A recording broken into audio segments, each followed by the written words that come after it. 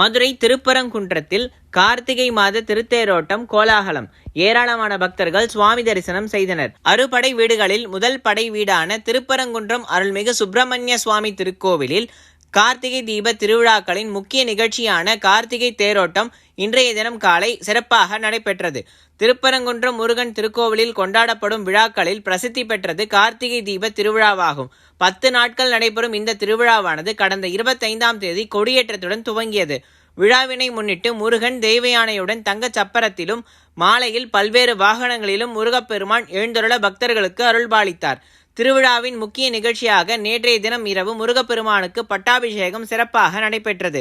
இதில் நவரத்தினங்கள் பொருந்திய செங்கோல் வழங்கி சேவல் கொடி சாற்றி முருகனுக்கு கோலாகலமாக பட்டாபிஷேகம் நடைபெற்றது.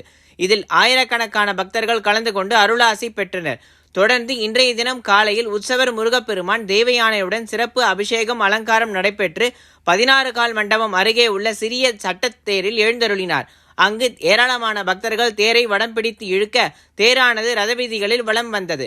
விழாவில் ஏராளமான பக்தர்கள் பங்கேற்று சுவாமி தரிசனம் செய்தனர். தொடர்ந்து இன்று மாலையில் திருப்பரங்குன்றம் மலை மீது தீபமேற்றும் நிகழ்வும் நடைபெற உள்ள நிலையில் திருப்பரங்குன்றம் முழுவதும் காவல்துறை பாதுகாப்பு பலப்படுத்தப்பட்டுள்ளது.